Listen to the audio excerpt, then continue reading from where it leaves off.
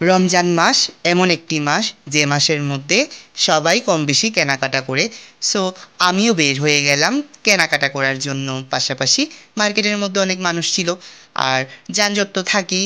খুবই ক্লান্ত লাগলো, কারণ হচ্ছে রোজা রেখে দিন শেষে রাতের দিকেই গেলাম শপিং করতে।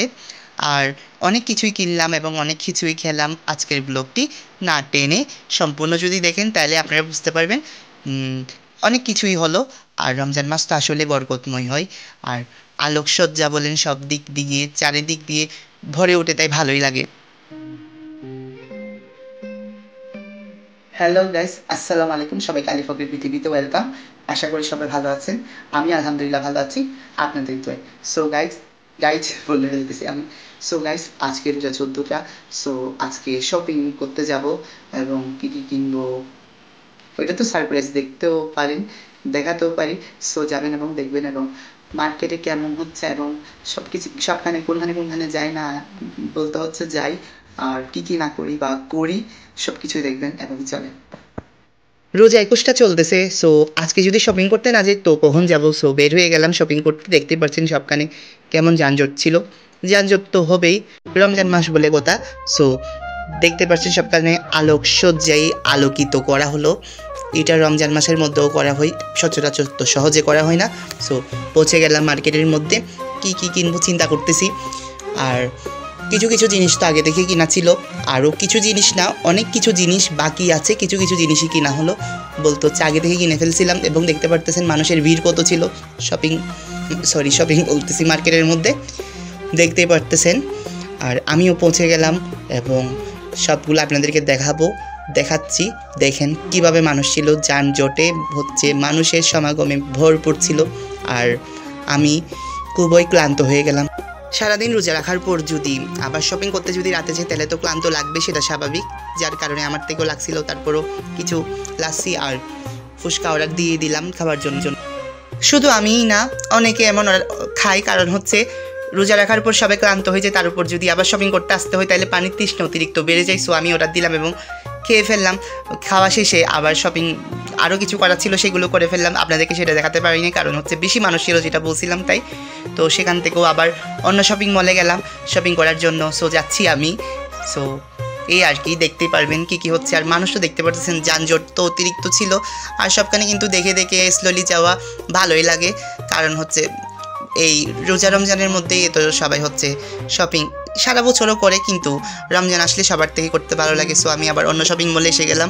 সো ভিতরে ঢুকবো, কিন্তু ওই আগের শপিং করতে গেলাম যেখানে, সেখান থেকেও এই শপিং মলের মধ্যে তেমন মানুষ ছিল না। সো ভিতরে ঢুকলাম, ঢুকে এবং জুতো কিনবো ভাবছিলাম, কারণ হচ্ছে আমার জুতো এবং শু কিছু কেনা বাকি ছিল। সো সেগুলো চয়েস আমার থেকে কোনোখানে সহজে হচ্ছে না। সো আরেকটা মলের মধ্যে ঢুকছি, দেখতেছি সেখানে যদি চয়েস হয় তাহলে কিনে ফেলবো। সো সবগুলো চেক করার পর আলহামদুলিল্লাহ একটা দোকান দেখলাম যেখানের মধ্যে আমার থেকে ভালো লাগলো। সো ওইখানেই কিনে ফেললাম আমি। ভিতরে ঢুকে আলহামদুলিল্লাহ সব কিছু কমপ্লিট হয়ে গেল, আর বের হয়ে গেলাম সেখান থেকে। আর দেখতেছি তারপরে যদি কিছু ভালো লাগে এক্সট্রা সেগুলো কিনে ফেলবো, কিন্তু তেমন কিছু চোখে পড়লো না, তাই অন্য কানেও যাব। ভাবলাম আরেকটা শপিং মলেও যাব, কারণ হচ্ছে সবখানেই সব কিছু ভালো লাগবে এমন তো নয়। বিভিন্ন জায়গায় গিয়েই বুঝতে পারি আমাদের থেকে কোনটা ভালো লাগে এবং না লাগে। আর কিনেও ফেললাম অনেক কিছু, তো দেখলেনি। আর যাচ্ছি আরেকটা শপিং মলে। সো এখানের মধ্যে পৌঁছেও গেলাম এবং সেখানের মধ্যেও ভিড় ছিল। আসলে রোজার মধ্যে যে এত যে ভিড় থাকে সেটা স্বাভাবিক ভিড় থাকা, কিন্তু পাশাপাশি সবার থেকে ক্লান্ত লাগে। আবার তারপরেও ক্লান্ত লাগছে, কারণ হচ্ছে এত জায়গায় যদি যাই তাহলে ক্লান্ত লাগাটাই স্বাভাবিক।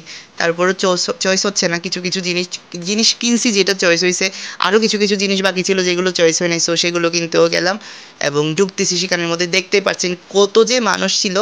মানুষ থাকে, কিন্তু এভাবে যে মানুষ যানজট হবে আর মানুষের সমাগম হবে তা এই রোজার মধ্যেই বোঝা যায়। আর কিন্তু রমজান মাস তো এমন বরকতময় মাস যেখানের মধ্যে সবাইকে আল্লাহ ফরওয়ার্দ করে দেয় রিজিক, এবং সব কিছুই সবাই কিনে এবং খায়ও।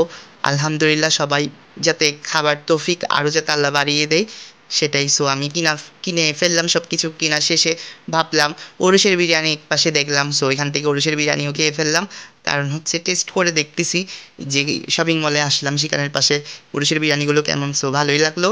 কিন্তু তার আগে যে ফুচকা খেলাম সেটা তেমন ভালো লাগেনি, লাস্সিটা ভালো লাগলো। হ্যাঁ, লাস্সি তো খেলামই। পাশাপাশি দেখতেছি মেলাও হচ্ছে, বলতে হচ্ছে এই রমজান মাসে যে মেলা হবে তা ভাবিনি।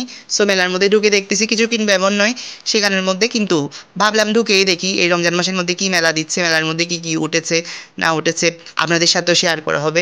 তা ভেবে আমিও ভিতরে ঢুকে গেলাম আপনাদেরকে দেখাবো বলে। সো দেখতে পাচ্ছেন এমনই ছিল মেলার মধ্যে, তেমন মানুষ ছিলেন। আসলে এই রোজার মধ্যে যদি শপিং মলে মানুষের তো যানজট থাকে, বলতে হচ্ছে জমজমাট থাকে, যানজট বলতেছি আমি।